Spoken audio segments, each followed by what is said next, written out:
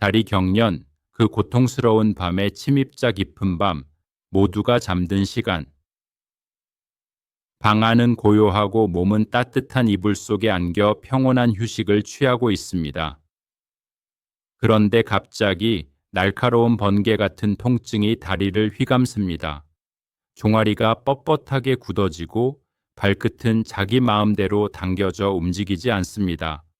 온몸에서 식은땀이 흐르고 숨조차 가빠옵니다. 아, 또 쥐가 났구나. 목소리를 낼 힘조차 없는 그 순간 당신은 혼자가 아닙니다.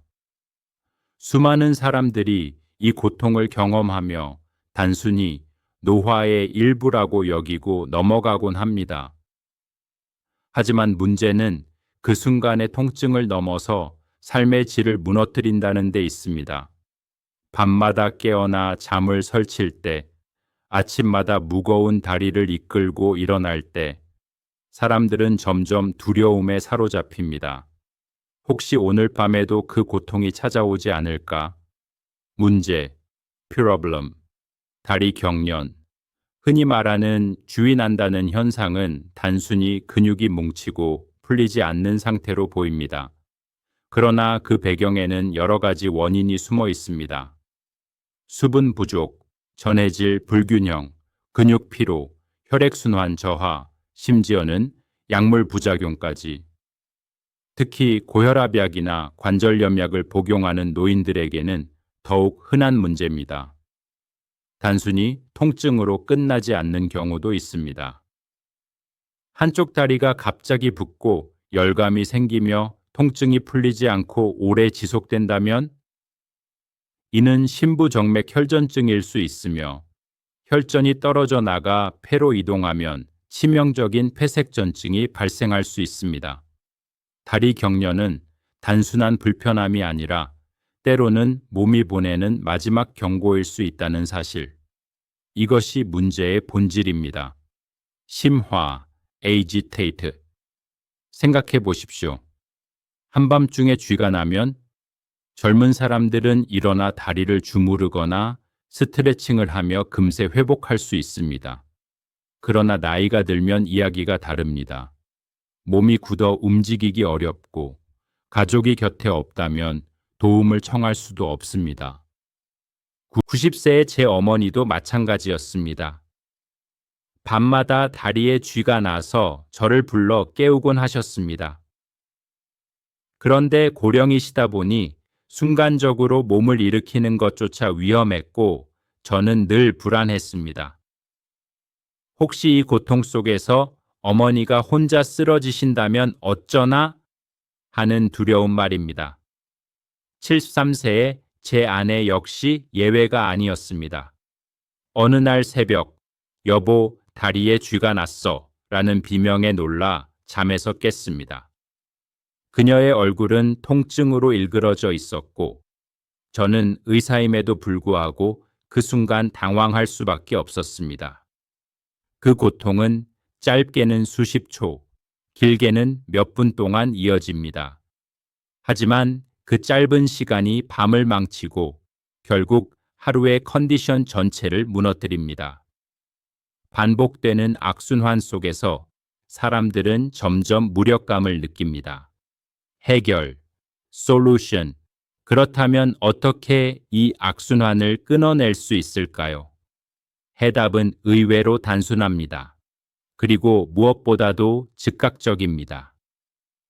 첫 번째, 입술 꼬집기 비법. 다리에 쥐가 났을 때 몸을 일으킬 수도 없을 만큼 고통스럽다면 이때는 얼굴, 정확히 말하면 위십술 중앙을 강하게 꼬집으십시오. 단 5초, 반복해서 3회. 놀랍게도 대부분의 경우 통증이 빠르게 사라집니다. 이는 자율신경계 반사작용으로 설명할 수 있습니다. 입술을 자극하면 다리 근육으로 향하는 경련 신호가 차단되며 근육이 풀리는 것입니다. 두 번째, 다리 X자꼭이 움직일 수 있는 상황이라면 무릎을 꿇고 발목을 서로 교차시켜 X자 모양을 만드십시오. 단 30초, 종아리 근육의 압박이 변화하며 혈액순환이 바뀌고 경련이 풀리기 시작합니다. 세 번째, 혈자리 지압 한의학에서도 전해 내려오는 방법이 있습니다.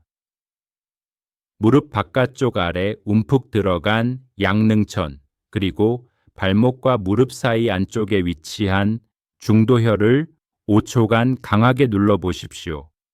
기혈의 흐름이 회복되며 경련이 빠르게 완화됩니다.